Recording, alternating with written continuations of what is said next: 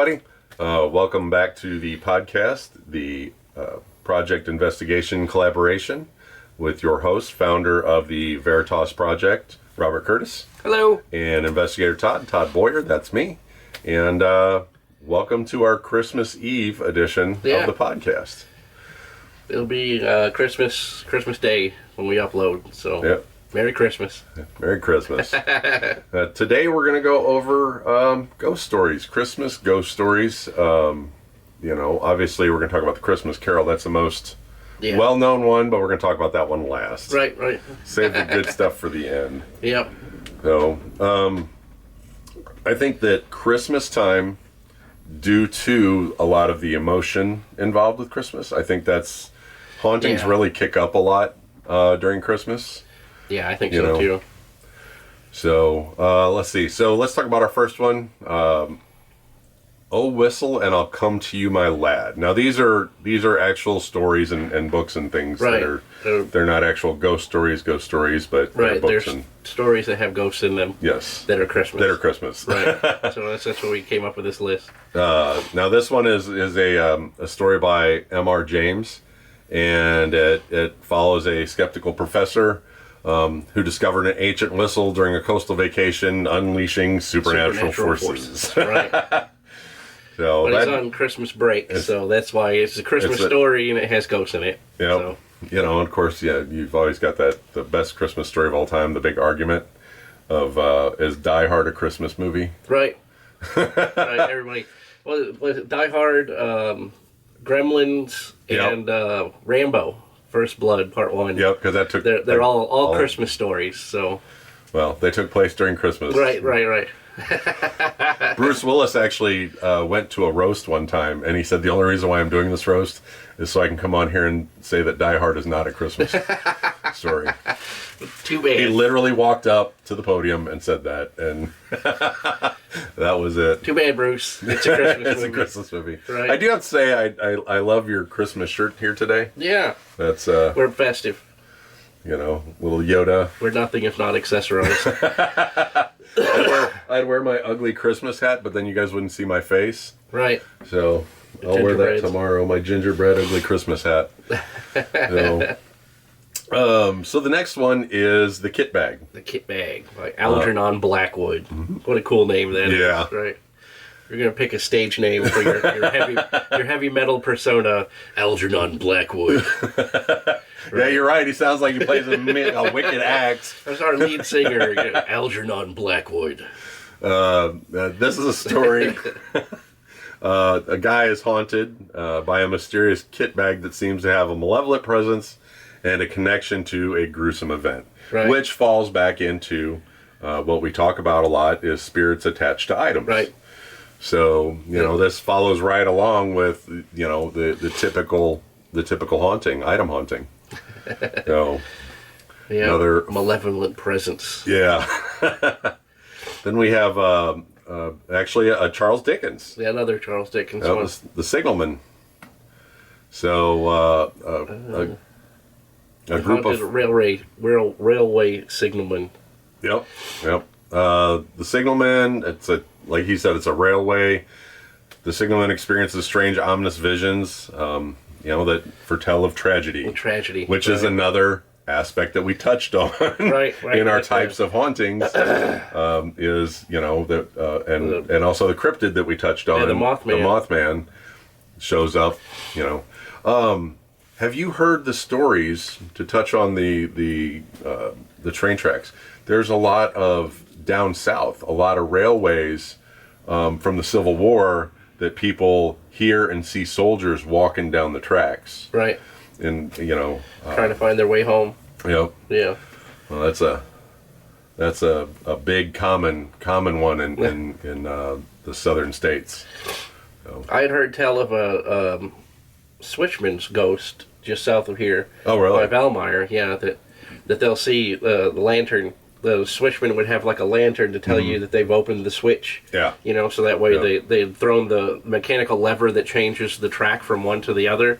And at night, in certain times of the year, they would see that lantern. And the modern switches are all electronic. Yep. So there's no switchman anymore. So they would be approaching the switch and see the lantern, saying that he had thrown the switch, but there's no one there. So when they go past it, you see there's no reason for the light, but the light was there. So it was a so along with that switch. You're talking about Valmeyer. Christmas Day in Valmeyer, there's always a train that goes through, and Santa Claus is driving the train. Oh. And he will hang out the window and wave at people. Yeah. It's pretty neat. That's pretty neat. That's awesome. So our next story is called SME, and that's AM Barrage, I guess. Right. It's a group of friends that decide to play hide and seek on Christmas Eve, and it takes a chilling turn. They realize they may not be alone. Right. So. I think this was incorporated into the Conjuring movie. Oh, really? Where they were playing hide and seek in the Conjuring movie, and I think that's where that comes from. Is this really? Short story? Really? Yeah. I honestly, I'm not a horror fan. Horror movies drive me nuts because the people that always end up getting killed. How did they get there? They're the dumbest people on earth. How did they even get to where they're at? Right. To get in that circumstance, what was that? Natural selection should have weeded them out a long time ago. What was that commercial with let's hide behind the chainsaw? Yeah, that's the commercial that the car is open, all the doors are open, it's running. Right. And even the serial killer's like, what? Yeah. Looking at him like they're his crazy. He's like, let's hide behind the chainsaws. Oh, wow. Gotta love it. I hate horror movies, right. Man. So, number 13 by M.R. James, which is the second M.R. James on our list. Yeah. The story follows a man staying in a hotel where there's no room number. There's room number, room 13. Right.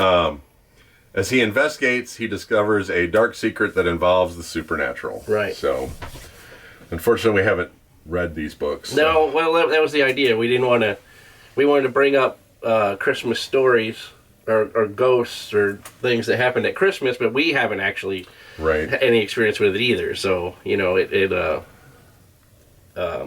a new thing for us too, right? So that's why. Right. That's why we're bringing it up. Yep. And we have Between the Lights by E.F. Benson. Yeah. And it's a supernatural tale. It's an atmospheric tale. A man experiences a series of strange events during Christmas season that blur the lines between natural and the supernatural. Yep. Right. So I guess that one is kind of like the Die Hard debate. Like it's a story that takes place during Christmas, but is it a Christmas story? So right. So then we have the Crown Derby Plate by Marjorie Bowen. So. Right, and that's another one of those ones where it's a haunted object that we that's one thing that we talk about all the time. Is that there can be such emotion poured into an object that it becomes a fetter or something that's tied to a spirit. So there's a spirit. She found an antique plate, and there's a spirit attached to the plate. Right. So she has to deal with that. And right. Bad luck. What comes with it? Bad luck comes to everybody who has the plate. So we're on to The Ghost Touch. A chilling story about a man who, while spending Christmas in a remote mansion, encounters a ghostly presence. With a mysterious touch. I wonder what the touch is. I guess that sounds familiar to me, because I used to read, I was a big fan of horror comics when I was little, and a lot of these sound like they were repurposed into the EC, like Tales from the Crypt and ghost stories and stuff like that. So I believe that one is where when the ghost touches somebody, they can see like part of the ghost memories. Yeah, I think that's what that one was about. So I'll let you handle this next one, Bob, because that's right up your story. A sexton is what we call the person who maintains a cemetery, and they don't not just cutting grass, but they're like the people who keep all the records, and they Right. whenever you call the sexton and tell them like we have a burial and they have a plot, blah blah blah, and they'll go out with the metal rod and they'll probe where the borders of the grave are, and then they'll mark it, and then they're the ones that dig it and everything and get they're basically the maintainer of the cemetery, so Right. Most people would call it a caretaker, but it's Right, way more right. involved than that. the real name is a sexton, so that's what they're called. So, and this eerie tale involves a man who experiences a series of strange and unsettling events related to a deceased sexton during the Christmas season. So it's like a story of what happened to this the prior sexton back in his era. So it's a spooky tale of the cemetery. So if you're a gothic person and you like the cemetery, but it's Christmas time. Right. So you want your ghosts, you want the cemetery, you want all of your dark themes, and Christmas. This one's for you. There you go. Right, the dead sexton. And that reminds me of the EVPs that we were talking about last week that I caught at the down there and with the caretaker in his room. It sounded like somebody having a heart attack. Oh, right. And that they caught those EVPs during Christmas time because we do a lot of tours out of there at Christmas, and so it just so happened to be around Christmas time that we caught those EVPs out of there.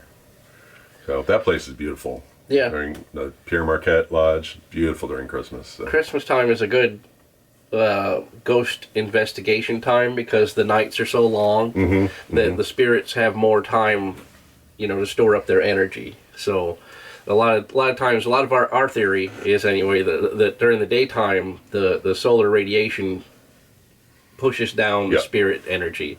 So during the summertime when it's hot and the days are longer than the nights, then the spirits aren't as active as they are in the wintertime.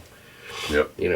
So because every type of energy moves molecules, heat, light, everything, humidity. So if you don't have those pushing the molecules around already, it makes it easier for the spirits to manipulate the molecules. Right.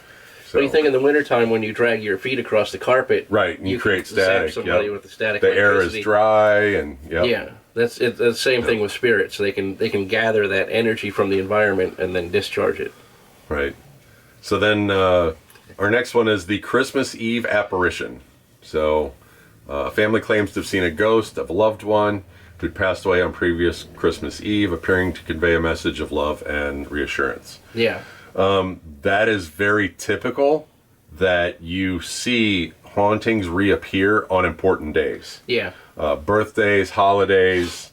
The year my dad passed away, my mom and my sister saw my dad's shadow. Oh.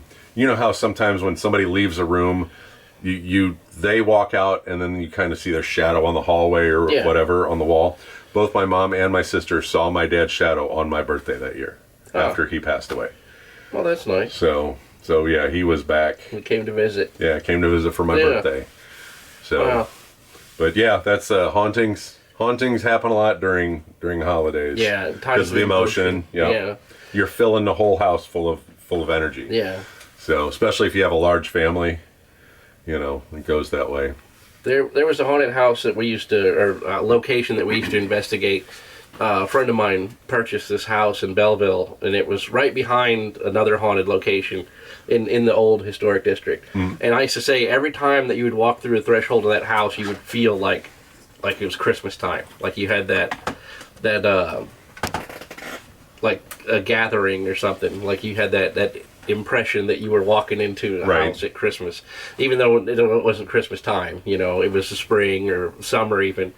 But every time I walked in there, I got that feeling like it was Christmas. So it was something. That's nifty. That's actually pretty cool. That's actually cool. Yeah. So our next one is the haunted Christmas carolers. So right. A homeowner recounts an experience of hearing faint Christmas carols, and basically there's nobody around. Right. So, and that's another thing that we touch on sometimes is that the spirit makes the sound of distant voices. Yes. And you think that means that the spirit is far away from you, because you hear the distant voices, but the sound that the spirit is making is distant voices, right? So right. So if you're right, even right at the origin of the sound, it still sounds like it's far away. Right, because that's the sound they're making. That's what they're talking about here. Is the guy in the house hears carolers outside, right, and then goes outside and there's no one there. But when he goes back inside, he hears it again.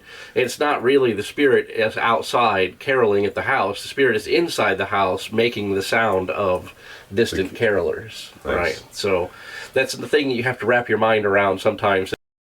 It's a 3D chess game sometime with ghosts. Right. You know, you'll hear a voice in another room and think, well, I need to go set up my equipment in there to record it. Right. And the ghost isn't in the other room. It's in the room where you were at. But the sound that they're making is a voice in another room. So then the next one is the phantom sleigh bells, which falls along the same lines as the carolers. It he hears sleigh bells and can't figure out why. You know, the Jingle Bells, we were talking about the Jingle Bells song. It's actually not a Christmas song. Really? It's a Thanksgiving song, and it's about street racing. Isn't that funny? That is hilarious. Yeah. That is there's like the most famous... Right. The most famous Christmas song. I guess people would commute in a buckboard or like the truck sleigh. They would have their wheels replaced with skis on the East Coast because it snowed so much. And your gentleman, like your single... I'm sitting here going through it in my head. your single guy who would go out drinking had a one-horse open sleigh, which would be like a Corvette convertible, right? Because it has no roof. Right. So all it is a seat and some sleighs, and people would get liquored up in Boston, and they would drag race their sleighs down the street, and that's what that song is about. That's great. I did not know that. That is fantastic. Is there a more American song? You know, getting liquored up in downtown Boston and drag racing our sleighs, right? That is hilarious. The Fast and the Furious, -10, right? I gotta get the nitrous. You know. You feed the horse some extra sugar to get a few more calories out of it. So then we have Grandma's Christmas presents, not presents. Yeah, not like presents, but for her presence, she's there. So after the passing of Grandma, family members claimed to feel her presence during holiday gatherings, sensing her warmth, love around the Christmas tree. Right. So, which is just what we've just been talking about. Right. You know, they come around on the holidays. Like perfume that Grandma wore, and cookies and that kind of stuff will come out during that time of the holiday, even though you don't. You know, Grandma's passed on, right? So you don't have any of that stuff, but you'll catch a whiff, of her perfume and let you know that she's in the area. Right, and that's something that you and I talked about before when doing scientific investigation. Obviously, you can't quantify smells. No. And that's a big thing in haunting. Is smells. Right. It's crazy how that's the things that come across. And even. Especially if they're related to you. Yeah, that's what I was going to say. Smells are one of the biggest, strongest memory triggers. Yeah. Are smells. I know to this day I smell stuff and I'm like, holy crap, that was from my childhood. Oh yeah. The whole scene comes back. Yeah. Like we were talking about Hawaiian Tropic the sunburn oil, you put it on there. Yeah. It doesn't block any UV, it just makes you burn brown. Right. And it has a very, very distinct smell. Yep. And every time I smell that, it's like 1983 at the water slide. Like instantly, I can hear like the cars playing on the radio. Awesome. It's like instantly I'm right there. Like That's just that awesome. weird suntan lotion smell. I had a buddy that I used to go over to his house, and his house had a certain smell. Oh. So every once in a while, if I catch that smell, which is rare, it's very rare. Oh, right. But I've caught it maybe 3 or 4 times in my adult life. I'm right back to sitting on his floor playing Nintendo. Oh, yeah. In his room playing Nintendo. I mean, it just takes me right back there. And I don't know what the smell is. I have no clue. It just, I can almost smell it right now thinking about it. Right. Firing off that synapse that remembers that. Yeah, right. It remembers that smell. It's crazy. Yeah. So the ghostly Christmas party, a family tells of experiencing the sounds of a lively Christmas party in their home, complete with laughter, music, despite being alone at the time. Right. So, you know, that's another thing that, like we were talking about, sounds in another room. It's the spirits can project that, and when you hear it, you can't make out any distinct words. You know, you just hear it like a conversation going on, but in your mind, it doesn't. It doesn't jibe. You know, you can't understand what they're saying, but right. you can hear a conversation in the room. The party going on. This they're talking about. You can hear people talking loud and clanking and music and shuffling feet or whatever. Well, you know, like the one I told you where me and my ex-girlfriend's daughter were sitting there, and the sound came from right next to us. It came from like it sounded from a walkie-talkie. Right. Couldn't make it out, but it was right there. Yeah. So, you know, just kind of like you said, laughing and all that kind of stuff. You hear a party going on in another room, but it's not. It's just the spirits making that sound. They're putting that sound into your mind anyway. All right, so our next one is the Christmas stocking mystery, where for some reason the Christmas stockings keep getting rearranged. Yeah. So, you know, they think maybe there's an entity there that's trying to get involved in the Christmas season. Right. And rearranging the stockings on them. Well, they would put, in antiquity, they would hang the stockings by the age of the child. So your oldest child would have the first stocking, and they would get progressively newer down the hearth, you know. So what they're trying to say is that the ghost is rearranging the stockings at night. Right. You know, which is probably one of the kids doing it, you know. Right. Like, I want to be higher in the pecking order, you know. It's the elf on the shelf moving around, or Krampus on a shelf. But the next one is Christmas angel visits. Right. You know, that's a big thing this time of year.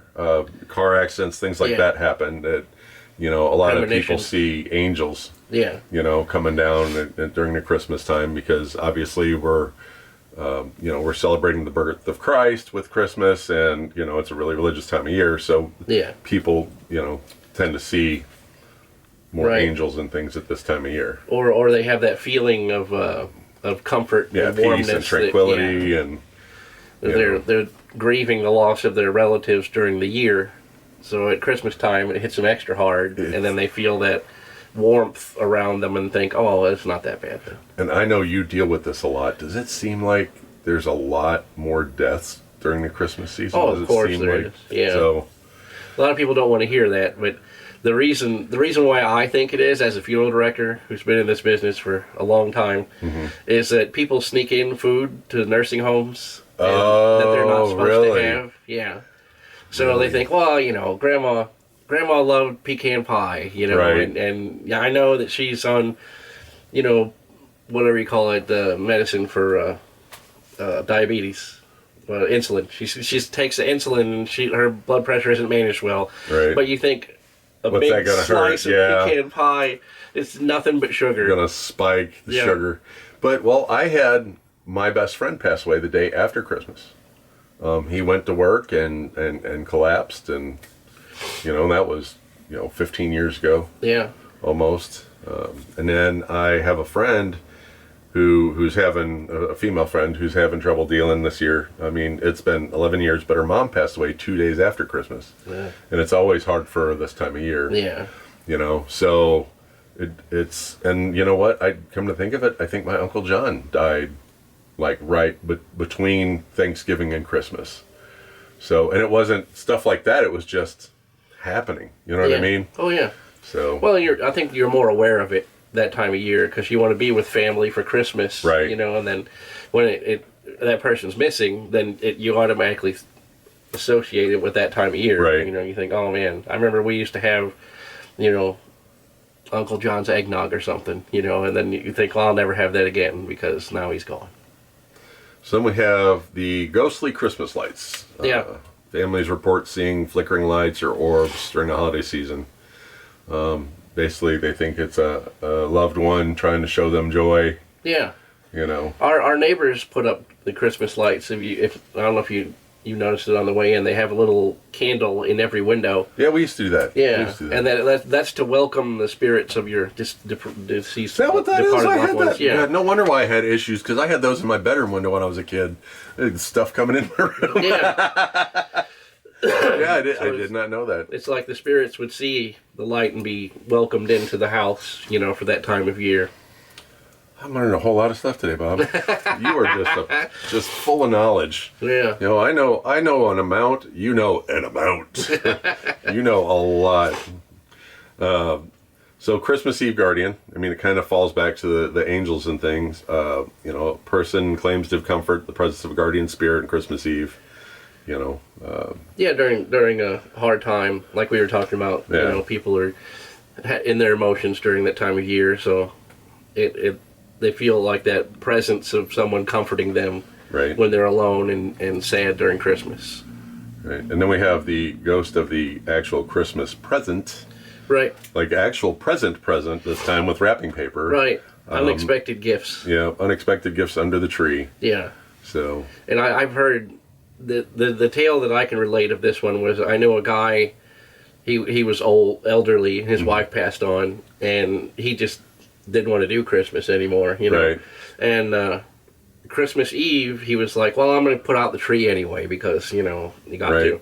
And when he was putting out the tree, he found an old tree skirt that was like from his childhood, and he thought, oh, Right. that's cool, I haven't seen this since I was a little kid. So when he put the tree skirt out, there was a little present that was stuck in the tree skirt, and when he opened it up, it was a present from his dad to him when he was little. It was a Cub Scout knife, and that was 60 something years prior to that. So it was like a big life-changing event for him, because he got this phantom present. Right. It was from his dad to him, 60 years ago, but Right. it was stuck in the tree skirt for all That's these cool. years, and then now he got a present from his dad on Christmas, however many years later, and Nice. it made his whole life he would show everybody that pocket knife. Nice. Alrighty, so our last one is the most famous one, obviously. Charles Dickens' A Christmas Carol. You can't beat it. You get Christmas. Yeah. And a ghost story, and it has been redone and rewritten and Hundreds of times. so many times, been turned into a musical. Right. Scrooged, even. Yeah, It's Scrooged, a comedy. So you get a little bit of everything with this thing. It's been done so many times. Reimagined. Even the Muppets. Oh, yeah. Disney has their own version. Like everybody has a version of Christmas Carol. Yep, so, obviously, Ebenezer Scrooge gets visited by four ghosts. A lot of people would say three, They say but three, it's but four. they're wrong. Because you have Jacob Marley, who's a ghost. Right. And then past, present, and future. Yeah. Excuse me. So, Jacob Marley comes in. He's covered in the chains of his regret. Yeah. And he's basically trying to save his friend from becoming like him. Right. And, and so if you want to go ahead and talk about the representations of the three ghosts. Yeah. You have the past, present, and future, right? So in the past, he used to have fun and party and hang out with his friends, and he had a great time. He was interested in a girl, and everything was, his life was on track to be, Right. a really nice person. And then he started working for Jacob Marley and saw that, material gain was better than friends and family and fun. Right. So then he became like that person who was like, I want more money, more money, more money. Instead of being like ostentatious, and having like a nice car, the big house and all that stuff, he just saved money constantly, stockpiled it. So he didn't have a car, he didn't have anything nice. He just stockpiled money. He was just filthy rich. Didn't spend money on anything. Barely put coal in the furnace, or didn't want to use candles and everything. Just the lowest possible light. Yeah. He didn't want to spend a doggone dime. Yeah, he would let Cratchit have one lump of coal for the whole day to burn, and at his house he didn't burn any coal. He lived in the bed with the sheets around the curtains, the heavy bed curtains. Yeah, so he kept his own warmth in the bed, and the rest of the house was cold. So, which honestly, that was a typical thing, to put out the fire at night, and then your But there was a lot of times it was a pan, right, with handle on it. Yeah. And you actually filled that pan with coal and it had a lid. Right. And you slid that into your bed. Right. So you warmed the bed ahead of time before you got into it with that. And then you would close the curtains. You'd get into bed, you'd close the curtains, and that was the heat you used. Right. The smoldering coals all night. Yeah. So. Yeah. Crazy how they used to live, huh? But so along with the hauntings there, like we said, Bob Cratchit, thank you. The Ghost of Christmas Present is showing him how terrible everything is right now. Yeah, yeah. Because he's such a miser and doesn't spend any money, he doesn't pay Bob Cratchit anything. Yep. So Cratchit's poor family lives in squalor, in a pretty hovel. much. Yeah. So they don't have, but they're still having fun though. Right. That's the thing. Like they still have a party. They still scrape together enough to have a dinner. I think that's what blows his mind out. Yeah. Even though they don't have any money and they don't have anything, they still have a family. Mm-hmm. They still have that love, And then he gets to go to see his nephew. Yeah, them having a party. Yeah, they're having a party, and he remembers back when he was younger, he had parties like that, right. and he liked to chase after the women and everything. So right, and well, the story is though too that his nephew kind of jabs at him at the party, right? But then his nephew's fiance, she's like, don't pick on him like that. He's a good guy, right. Or whatever. He just doesn't have the opportunity. Yeah, he just doesn't understand. Yeah, or whatever. So that I think kind of melts him a little bit. Right. And then he's shown his future. Right. The grave. The grave. So they're like, that's your future right there. Yeah. It shows him the grave. So we were kind of discussing this before, that we think maybe that because he is so uptight about money and spending and all that kind of stuff, that maybe it's hypertension. Yeah. And it, causes him to have a heart attack or whatever, and that's right. why. And then when he changes his ways, then he's more relaxed, the hypertension goes away, right. he lives longer, There's more warmth in his house, yeah. and he takes actually care of himself better. Yeah, exactly. Socializes with the other people. He has Christmas dinner with yep. the Cratchits and Tiny Tim and all that. So yeah, it's all about. It's a redemption story. It is. It really is, and it's all about not just he didn't have a healthy mind or a healthy body. No.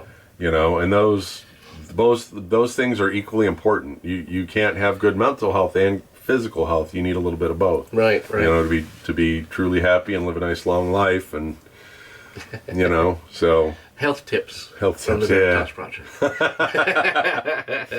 But don't be a Scrooge. Yes, that's our takeaway for today. Don't be a Scrooge. Right. Unless you're Scrooge McDuck and can swim in, swim in a bunch of money. I never figured that out. That was always funny. I guess if you're that rich, you get that talent, I suppose. But want you guys to have a great holiday season, whatever holiday it is you celebrate, and we thank you for joining us. Yeah. We'd like to thank all our new subscribers that we've yeah. gotten recently. Thank you guys for watching and following us. Right. We're huge in Vietnam, yep. apparently. So hi, Vietnam. Thank you, Vietnamese people, for taking the time to watch our video. So also don't forget to like, subscribe, ring the little bell thing. Yeah. It'll let you know Share when it to your we're up. friends. If you like our content, then maybe your friends would too. So show them absolutely our silly content. And we're on all the other social media platforms. Yours is R.S. Curtis. Yep. And the Veritas Project. Yep. And I'm Investigator Todd on everything. So I think we're both on Facebook and Instagram and TikTok and big on Instagram. So we got all the stuff. Yeah. I'm still working on the Spotify playlist, so that'll be a thing eventually. Pretty soon, hopefully. How are we doing on that? You're our big guy here doing all the. Half of them are already nice finished. I just have to click the thing to let people see it. So awesome! That is awesome. That's outstanding. So we'll be there soon. Be there very soon. Awesome. A couple weeks maybe at the most. So, well, once again, thanks for joining us. Yeah. And like I said, happy holidays. You know, this will come out Christmas Day. And Yep. Merry Christmas. Merry Christmas. And don't forget. Stay curious. And find the truth. And we'll catch you guys next time. Thanks for watching, everybody. Have a Merry Christmas. Bye-bye. Merry Christmas.